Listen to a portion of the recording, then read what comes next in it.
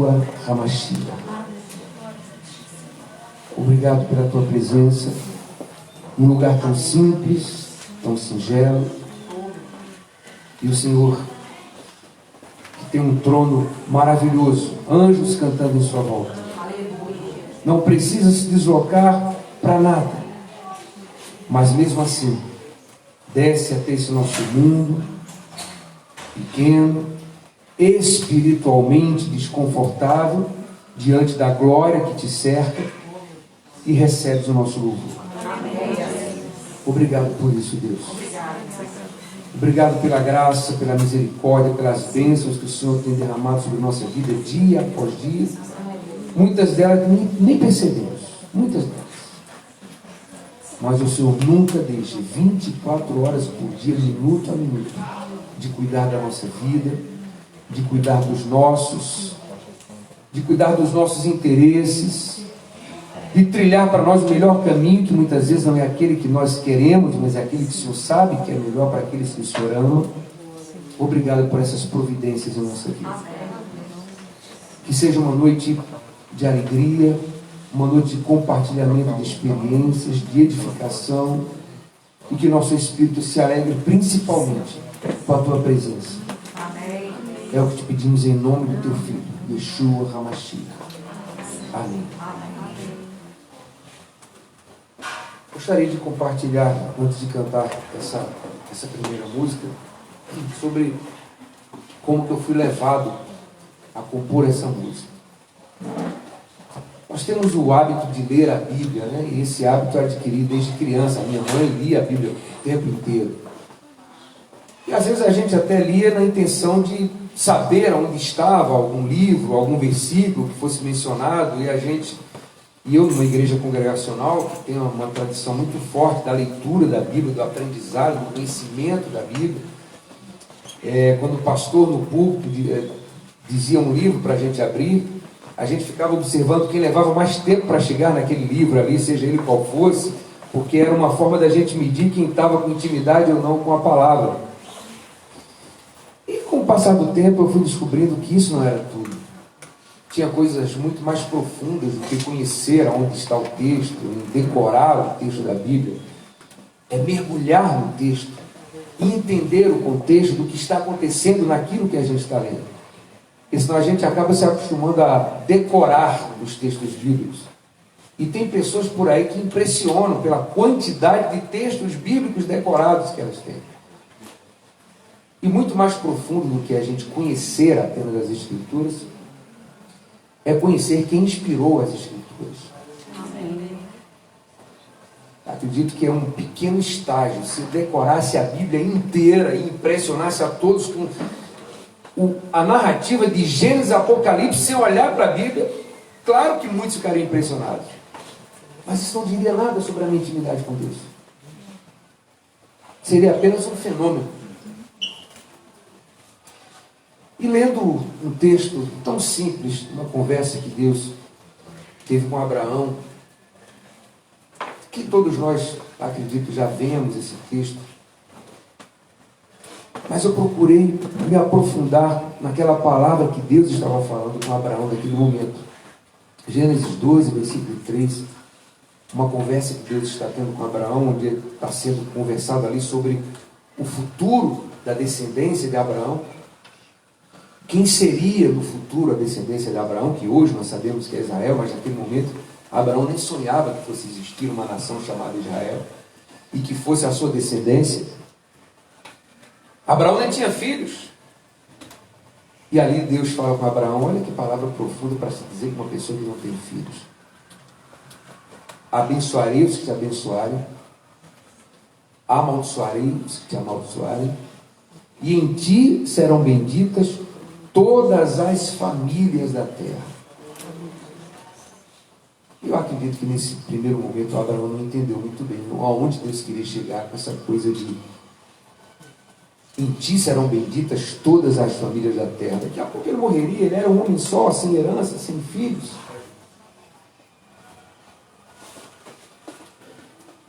Em ti serão benditas todas as famílias, em algumas traduções diz todas as nações da terra. Essa é uma palavra primária de Deus com Abraão, que ele nunca deixou que fosse quebrada. E o que eu puxei para mim naquela palavra foi o começo dessa promessa de Deus a Abraão. Abençoarei os que te abençoarem. Não sei se todos aqui sabem o que significa essa estrelinha que está aqui no... Já teve gente até que perguntou se eu era maçom. Essa estrelinha é a bandeira de Israel, né? É o símbolo da bandeira de Israel. É chamada a estrela de Davi, que acabou se tornando o símbolo central da bandeira de Israel. Quando eu abri o entendimento para aquele versículo e entendi, meu Deus, quer dizer que se eu abençoar Israel, eu vou atrair sobre minha vida essa promessa que Deus falou pessoalmente. Não foi através de profetas, foi uma palavra direta dele. E desde que meu entendimento se abriu para isso, eu comecei a me interessar por conhecer mais sobre Israel. A gente aprendia o tempo todo na igreja que Israel, que o judeu é o filho rebelde de Deus, né? Que não aceitou o Messias que esteve aqui entre nós. E é verdade. São rebeldes, não acreditam no Jesus que nós cremos. Eles acham que aquele Jesus que morreu lá em Jerusalém era um impostor, era um blasfemo. Os fariseus chamaram Jesus de mentiroso, de impostor e blasfemo, porque vocês já pararam para pensar? Numa época em que Israel estava cativo do governo romano, era uma opressão tremenda sobre o povo de Israel, que estava acostumado a ver Deus fazer por eles milagres incríveis, como, por exemplo, a abertura do Mar Vermelho, o dia em que o sol parou, o livramento da fornalha de fogo ardente, o livramento da cova dos leões. O que aconteceu? Que de repente Deus permite que um estrangeiro, um tirano, que não tinha o menor respeito pelo Deus de Israel, um louco megalomaníaco, entrasse com seus exércitos dentro de Israel. Alguém deve ter avisado para o imperador: cuidado com esse povo aí, que eles têm um Deus esquisito aí, que já fez o sol parar. E eles têm uma relação com esse Deus aí que é complicado. Deus faz tudo por eles, o Deus deles. E César não se intimidou, o imperador não se intimidou. Não, vamos entrar, vamos invadir. E eu vou me sentar na capital deles, Jerusalém, e vou governar sobre eles. Agora imagine o que era para os judeus daquela época terem que aceitar aquele tirano governando sobre eles. Até que alguém descobriu, no meio das profecias de Isaías, que Deus havia feito uma promessa que quando isso acontecesse, ele enviaria um que viria para ser Messias prometido, libertador de Israel e rei dos judeus. Mas naquela época a Torá era um rolo que estava lá no templo, não era vendido, ninguém podia chegar, me dá uma Torá como hoje a gente consegue, me dá uma Bíblia. Tinha que ser lido no templo. Não tinha inventado a imprensa ainda. Quando isso foi descoberto, quando essa profecia é descoberta, ela foi falada dentro do templo, para os poucos que estavam ali, e no boca a boca isso foi se espalhando. Há uma profecia. Deus vai nos mandar um Messias. Deus vai nos mandar um libertador. Deus vai nos mandar um rei. E naquele momento de opressão, que podemos dizer, opressão política que havia, porque o povo trabalhava e o suor do seu trabalho era dominado e controlado por um governo estrangeiro, por um tirano estrangeiro. Num momento de opressão como esse, surge uma profecia dizendo que Deus vai mandar um libertador. A primeira ideia que se passa na cabeça dos judeus de Jerusalém, principalmente, é que o libertador vai nos libertar do jugo de Roma. E se a profecia diz que ele vem para ser rei, vai ser o nosso rei. Vai sair esse tirano que está governando sobre nós, porque o nosso libertador, de alguma forma, vai expulsar os romanos daqui e vai ser o nosso rei. Era legítimo que os judeus de Jerusalém pensassem isso sobre Jesus. Que ele vinha para assumir esses três predicativos: Messias, que era uma missão espiritual, libertador libertar Israel do jugo de Roma, e rei, governar sobre Israel. Esse era o pensamento básico. A gente não tem por que exigir que os judeus pensassem de uma forma diferente. E quando Jesus é anunciado que vai entrar em Jerusalém, dá para a gente imaginar o rebuliço, a alegria, a agitação dentro de Jerusalém, porque eles iriam presenciar naquele dia o cumprimento da profecia. Eles iriam conhecer pessoalmente que eles não conheciam. Eu estou falando de Jesus com 33 anos de idade. Ele tinha ido a Jerusalém com apenas 12 anos, vamos nos lembrar. Ele foi levado para ser consagrado em Jerusalém, quando ele foi encontrado ensinando os doutores da lei no templo de Jerusalém. Todos ficaram encantados com um garoto de 12 anos que vem do interior e é visto no templo ensinando os doutores. Mas naquele dia, ninguém sabia quem seria aquele garoto no futuro. Por isso que eles deixaram Jesus voltar para Nazaré. Vocês imaginem, se vivendo naquela opressão, se eles soubessem que aquele menino era o cumprimento da profecia, se eles não iam fazer uma casa bonita em Jerusalém, para ele morar em Jerusalém e esperar o tempo da revelação. E por que não fizeram isso? Porque não aprove a Deus revelar naquele dia quem era aquele garoto de 12 anos. Volta para Nazaré, continua sua infância, ajudando seu pai na carpintaria, aprendendo com ele o ofício da carpintaria. Chega na sua adolescência, juventude, começa a andar, menos em Jerusalém, começa a andar por todo o interior de Israel, tem o famoso encontro no Rio Jordão com João Batista, é batizado por ele, e aí sim começa o seu ministério profético propriamente dito. Do jeitinho como Isaías havia falado. Por onde ele passava, os sinais o seguiam. Quais eram os sinais? Mudos falavam, surdos ouviam, paralíticos andavam, pecados eram perdoados, leprosos eram purificados, e até mortos ressuscitavam diante da sua obra. Mas imagine um tempo que não havia Orkut, Facebook, Instagram, nada disso. Jornal, televisão. Imagine a dificuldade de comunicação naquele tempo. Os milagres maravilhosos que Jesus fazia ficavam por ali mesmo, naquela província. Não tinha fotografia para se mandar, não tinha videozinho para mandar pelo YouTube, pelo Instagram. A dificuldade que era para Jesus divulgar o Evangelho com tanta escassez de comunicação. Tinha que ser um trabalho de formiga. E os mensageiros que por acaso presenciavam os milagres que Jesus fazia e passavam por Jerusalém, em algum mercado, em alguma padaria, em algum lugar para tomar um pouco de vinho, e ali se sentavam e conversavam e diziam: olha, passei por Cafarnaum e eu acho que o Messias está lá. Como assim? Eu vi ele fazendo milagres do jeitinho como Isaías falou que ele faria.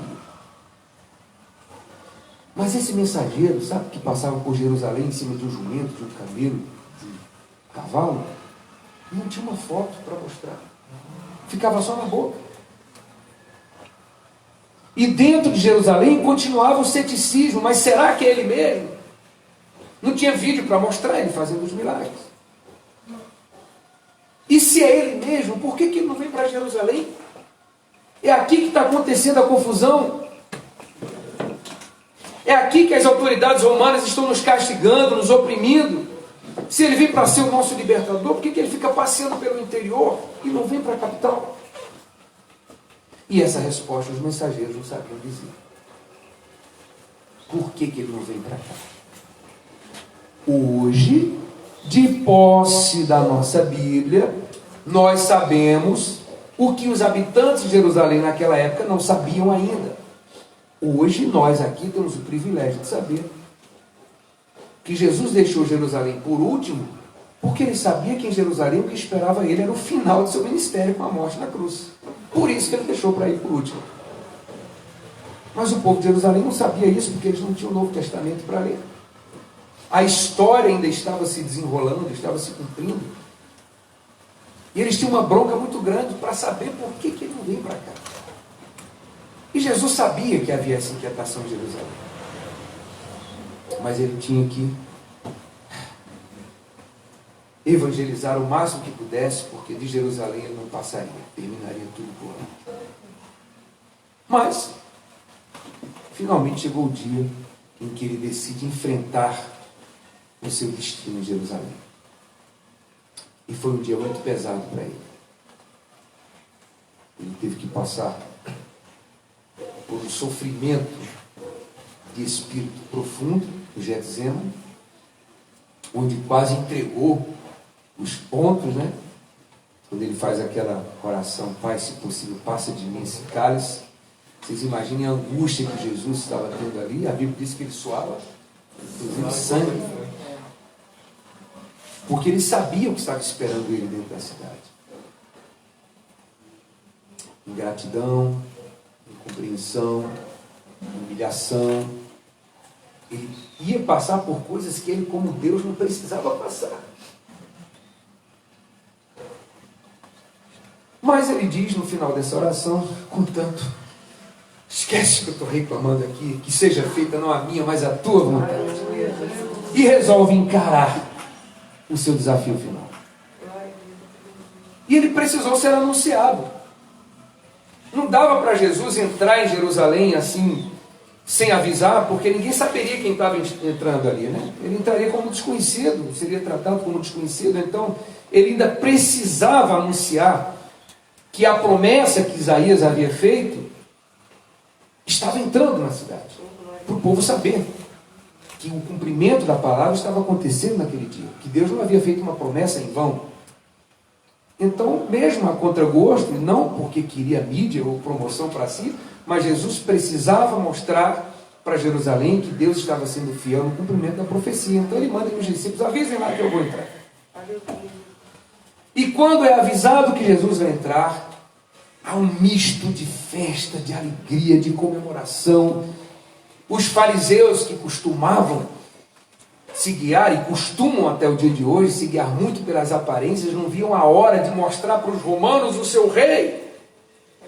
Imaginavam talvez que Jesus fosse entrar acompanhado com uma comitiva política, um exército talvez, arrebanhado pelas cidades onde ele estava vindo.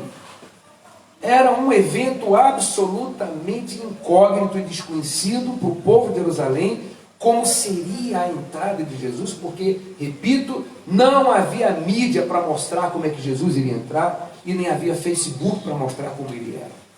Era um fato desconhecido para eles. E um evento, talvez o evento de maior grandiosidade da vida de Jerusalém naquele tempo, que seria a entrada do cumprimento da profecia do seu Messias, do seu libertador e do seu rei.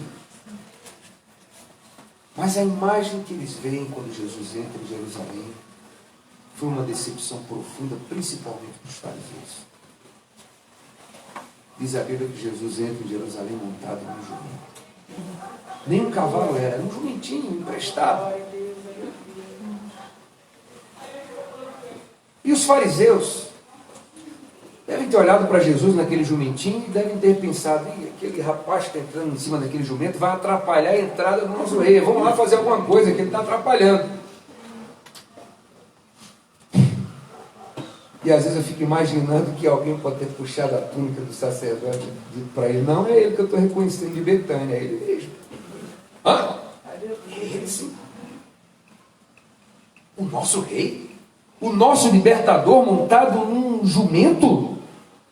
Como é que nós vamos apresentá-lo para os romanos, dizer para o imperador que esse é o nosso representante, o nosso rei, montado num jumento? Não. É um mentiroso. É um impostor. Está blasfemando. É impossível que seja um rei montado num jumento, sem coroa, cercado de pessoas simples.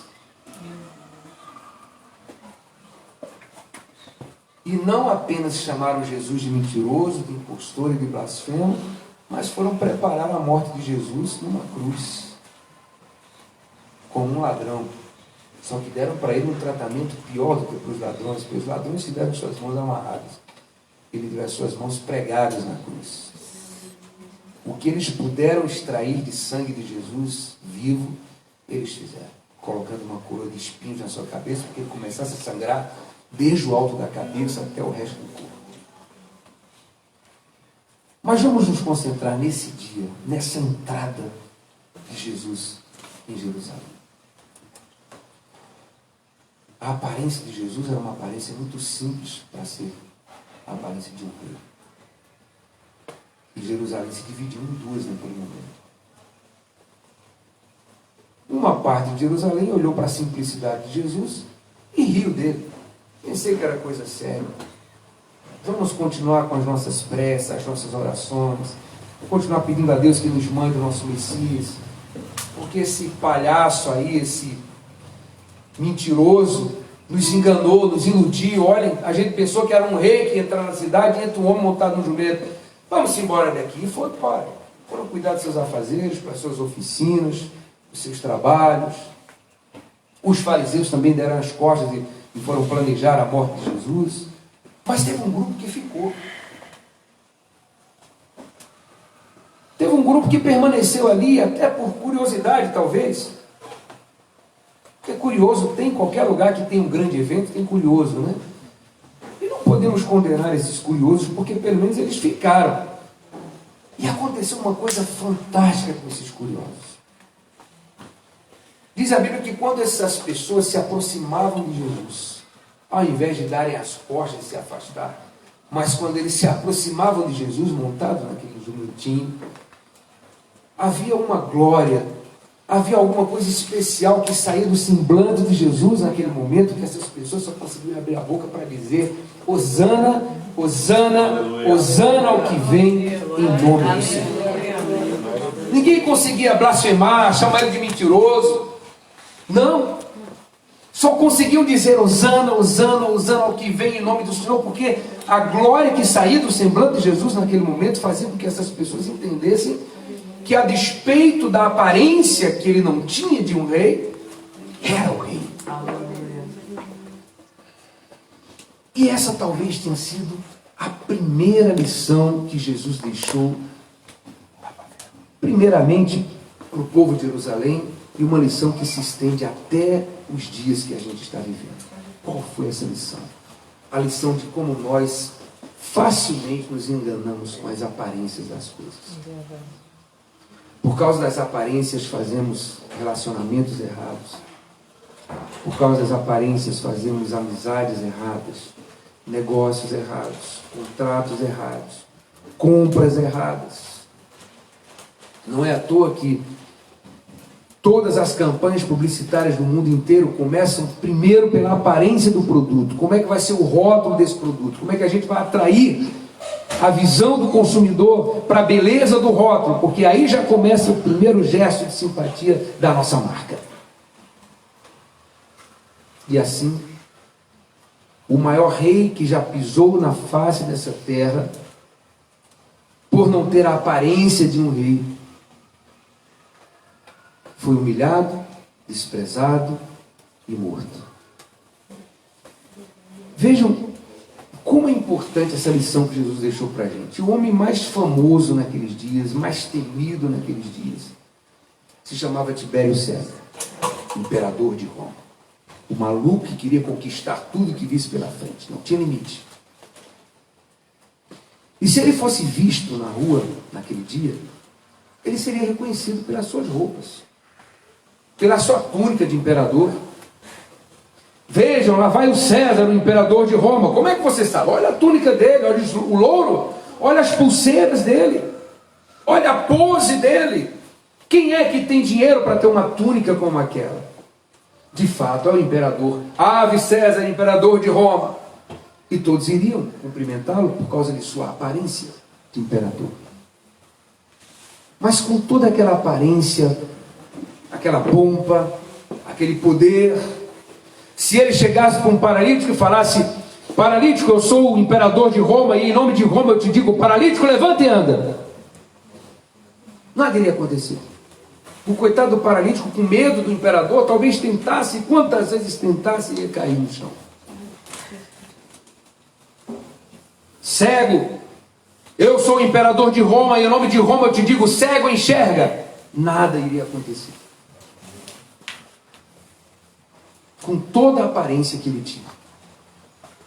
Mas aquele moço em cima daquele jumentinho, que não tinha aparência de rei, nem de imperador, nem de autoridade nenhuma, pegava um morto de 4 dias de sepultado e dizia, vem para fora, e o morto saía vivo da sepultura.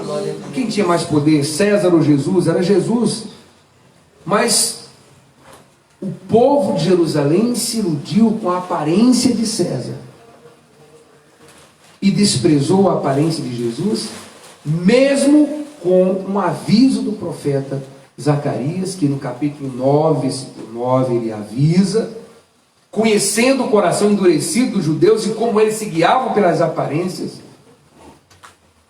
Tem alguém com a Bíblia que pode ler para mim o versículo de Zacarias, capítulo 9, versículo 9, em voz alta?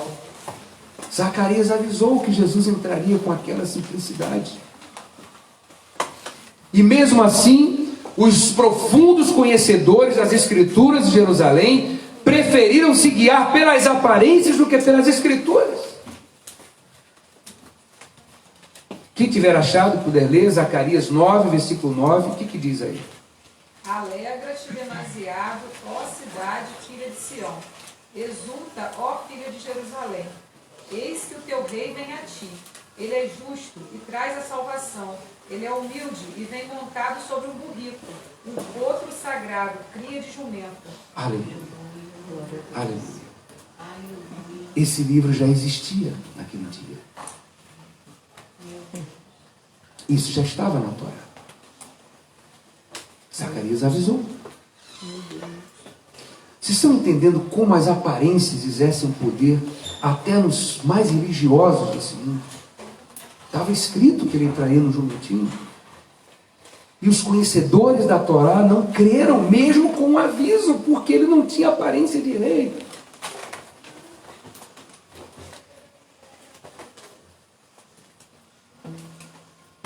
E para piorar a situação de Jesus, quando ele é ouvido em Jerusalém, quando os fariseus decidem pelo menos emprestar os ouvidos para ouvir o que ele tinha para falar, o que Jesus disse? Se alguém te bate numa face, oferece a outra. Se alguém te chama para caminhar uma milha, vai com ele 2. Se alguém te pede a túnica, dá-lhe também a capa. Os judeus não suportaram essa mensagem de Jesus, porque eles vinham de uma cultura de 5.000 anos deixada por Moisés, a famosa cultura do olho por olho, dente por dente. Se alguém mata o seu bezerro, você pode matar o dele. Se alguém mata o seu filho, você pode matar o filho dele. E à noite na praça você pode dizer para os seus vizinhos, eu matei o filho dele porque ele matou o meu. E os seus vizinhos vão dizer, muito bem, era isso que você tinha que fazer, porque foi isso que Moisés nos ensinou. E Jesus chega dizendo, oferece uma face a quem te bate na outra. Eles não suportaram isso.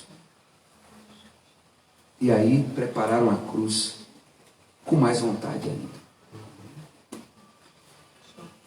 E o que mais me choca e que deve nos chocar é que essas pessoas que fizeram isso com Jesus e que fazem até hoje, porque continuam sem crer naquele Jesus, eles são profundamente amados pelo nosso Deus. E nós não podemos fazer nada contra eles. Muito pelo contrário. Temos que orar por esses irmãos rebeldes que a gente tem. São nossos irmãos, nós temos que amá-los. Temos que orar por eles. Eles vão nos desprezar. Até que hoje não desprezam muito, porque a economia de Israel hoje é sustentada pelo cristianismo, né? Então os judeus nos olham como vizinhos econômicos convenientes. Porque se não fosse isso, eles estariam atirando pedra na gente e matando a gente. E mesmo sabendo que no oculto do coração deles, eles nos desprezam, nós temos que amá-los. Agora, quando a gente ama eles, o que a gente atrai sobre nós? A promessa de Deus que está em Gênesis 12:3. E desde que eu abri o entendimento para esse versículo e passei a amar aquele povo, eu só posso dizer para vocês que a promessa de Deus tem se cumprido em minha vida. Eu tive uma infância muito sem perspectiva, lá em Campina Grande, na Paraíba, onde eu nasci, fui criado. Passei por muitos infortúnios na minha infância, né? De perder o meu pai, perder a minha mãe por câncer.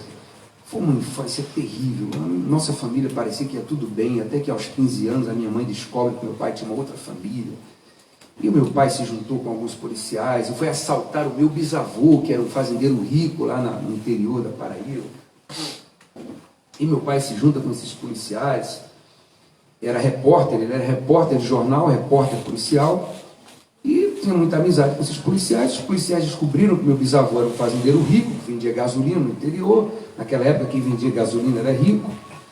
E encheram meu pai de cachaça e pediram para meu pai mostrar onde é que meu bisavô morava. Foram oferecer para ele segurança, foi o pretexto. E quando chegaram lá, meu pai bêbado, absolutamente bêbado dentro da viatura, e eles entraram. Naquela época se escondia dinheiro dentro de casa, no interior não tinha banco. E os policiais invadiram a casa do meu avô, o meu pai desmaiado lá dentro do carro, renderam o meu avô, obrigaram o meu bisavô, obrigaram ele a ir até o cofre. Só que o meu bisavô era um engenheiro da inteligência humana. Ele tinha combinado com os fazendeiros vizinhos, havia um sino lá no alto da casa sede, e ele falou para os fazendeiros em volta que no dia que aquele sino tocasse, para eles irem armados lá para a casa do meu bisavô. E a cordinha que puxava aquele sino ficava no fundo do cofre.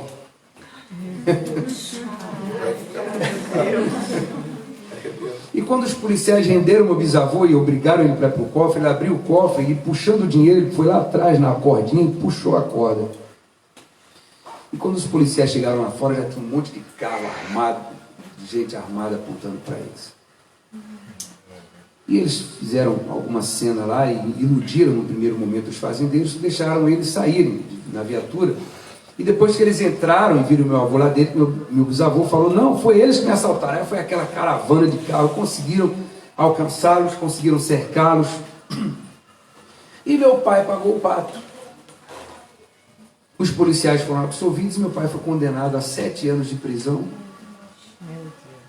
por ser o mentor do crime. E no meio dessa prisão, quando a minha mãe vai visitar o meu pai com a gente, com os filhos, quando chegamos na cela, foi que minha mãe viu que havia uma mulher lá também visitando o meu pai com outras crianças. E minha mãe amava profundamente o meu pai. E aí, tristeza, mágoa, somatizados no mundo espiritual, a carne recebe aquela mensagem e aparece o câncer. Não é assim? Esse é o caminho. Amargura, tristeza levam a isso. É por isso que eu consigo hoje, talvez com as lições que eu já aprendi, eu tenho uma vida completamente leve. Não quero coisa pesada na minha vida. E minha mãe, 3 anos depois, falece de câncer, com meu pai ainda preso. Nós tínhamos uma casa, um vizinho, cuja esposa gostava demais da minha mãe, tinha a chave da nossa casa. Nós, com o pai preso, a mãe falecida, ficamos espalhados na casa dos tios, e no final de semana a gente ia na nossa casa para pegar os brinquedos, para a nossa tia, para fazer alguma comida, enfim, para manter a casa arejada, porque ninguém morava mais lá. E o meu vizinho vendeu a nossa casa com outra pessoa. E quando nós chegamos no final de semana, estavam os nossos móveis no quintal. Eu era o mais velho, com meus 3 irmãos do lado, e apertamos a campainha, batemos na porta, a mulher abriu uma portinhola pequena. Quem são vocês? Aí eu perguntei: não, quem são vocês? Nós moramos aqui. Olha a minha inocência. não, nós compramos essa casa e avisaram para a gente que ia aparecer uns meninos aqui. Essa casa não é mais de vocês. Converse com os parentes de vocês para pegar os móveis que estão aqui fora. E a gente não entendeu nada. Sentamos na calçada, começamos a chorar, os vizinhos vieram trazer comida para a gente. E eu vi quando uma daquelas pessoas passou descendo a rua e falou assim: vai tudo virar bandido. Falaram isso. Então essa foi a infância que me forjou, né?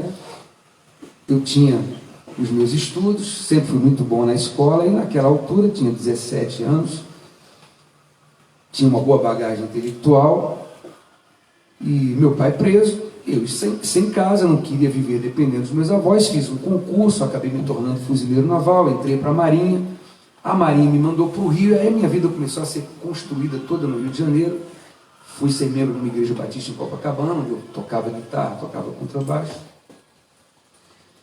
E as profecias malignas que eu vi naquele dia, nenhuma delas se cumpriu, nem na minha vida, nem na vida dos meus irmãos. Glória a Deus. Glória a Deus. Mas o que me tem sustentado em todos esses anos, porque tem muitos anos que eu li esse versículo, o que tem feito a minha vida ser próspera, abençoada, principalmente no sentido espiritual, porque os outros sentidos, como econômicos, de saúde, tudo isso são decorrências do principal sentido que a nossa vida tem que ser construída, que é o sentido espiritual, é a nossa aliança com Deus e a preservação dessa aliança com Deus a qualquer custo, porque não existe nenhum outro Deus na face dessa terra que possa ouvir a oração, a súplica daqueles que o buscam, só entre o Deus de Israel. E fiz essa música, que eu vou cantar agora.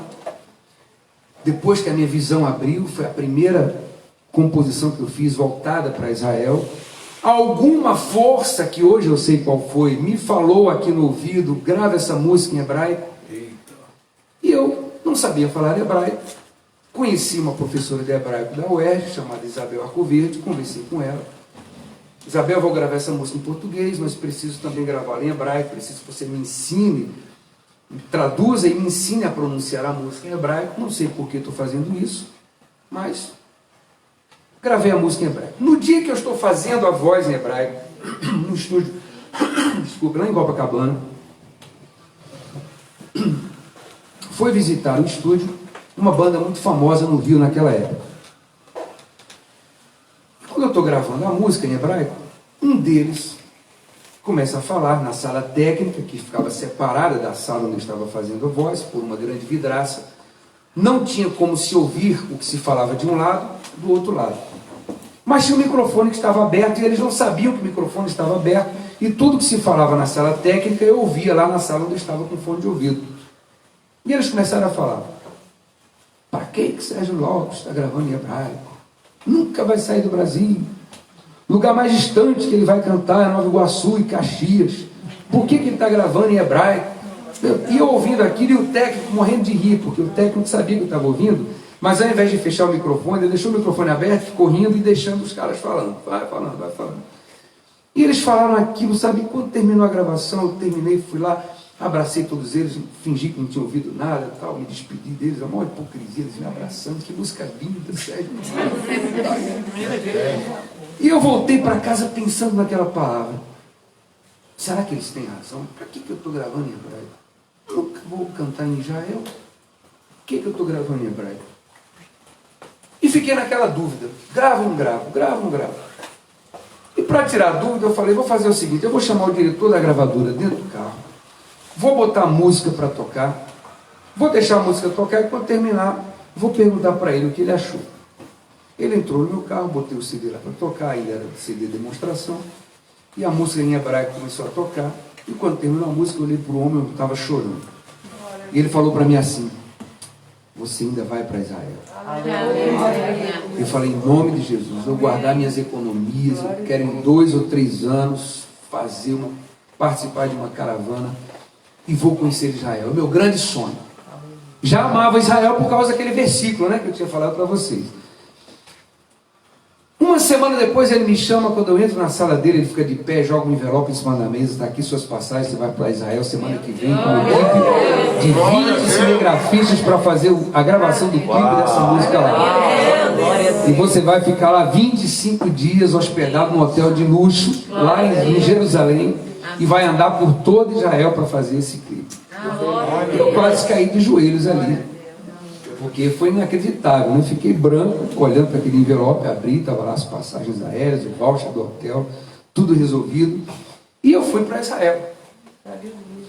E chegando em Israel, isso foi a minha primeira viagem para Israel em 1997.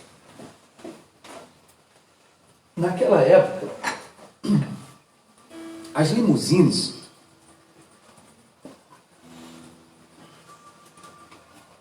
eram coisas que a gente só via na televisão, nos filmes, né? Aqueles carros compridos, de luxo. Só estrelas de Hollywood andavam de limusine naquela época. Quando eu cheguei em Israel, assim que respirei o ar de Israel, na calçada do aeroporto de Tel Aviv, eu vi uma fila de 10 limusines brancas. Eu chamei o guia, o Eli, que era um judeu, que sabia falar muito bem português, casado com uma paulista. E eu falei, Eli, está chegando alguma autoridade aqui em Israel hoje? Aí ele falou, não, por quê? Aí eu falei, olha, 10 limusines aqui no estacionamento do aeroporto. Aí ele riu da minha cara, falou, isso aqui são os nossos táxis. Vejam que é a prosperidade daquele povo. São os nossos táxis. E eu entrei no ônibus, fomos para o hotel, e dentro do ônibus eu comecei a rir comigo que eu tinha pagado, e comecei a lembrar da Segunda Guerra. Os alemães humilharam aquele povo, queimaram 6 milhões de judeus nos fornos crematórios de Auschwitz, e agora o Deus daquele povo que foi queimado, para mostrar para os nossos amigos alemães quem é ele e o poder que ele tem, pegou o produto mais caro da economia da Alemanha e botou para ser táxi do povo dele. Vocês entendem a profundidade das promessas de Deus e o cumprimento delas? Deus tem algum problema com prosperidade? Isso é algum problema para ele? Nunca foi, nem nunca será. E eu pude ver isso com os meus olhos. Ninguém me contou. Foi uma experiência que eu vivi. Que eu vi aquelas limusines. Gente, falando de limusine hoje, parece uma coisa até banal. Mas pensem em 1997, o que é ter uma frota de limusine como táxi. Eu não conheço outra nação onde você pudesse ver isso. Só Israel, desse tamaninho. Mas o Deus que eles têm. Aleluia. Fiquei hospedado num hotel, que toda vez que eu passava naquele hotel, era com um grupo de cinegrafistas e a porta estava sempre aberta, uma porta enorme de vidro. Até que um dia eu resolvi sair sozinho, para andar um pouco pelo centro de Jerusalém. E pela primeira vez eu me deparei diante daquela porta sem ela estar aberta, porque sempre que eu passava estava cheio de gente do meu lado. Agora eram 8 horas da noite, eu estava sozinho, e apertei a porta não abriu, vi se tem algum botão para abrir aquela porta, a porta não abriu.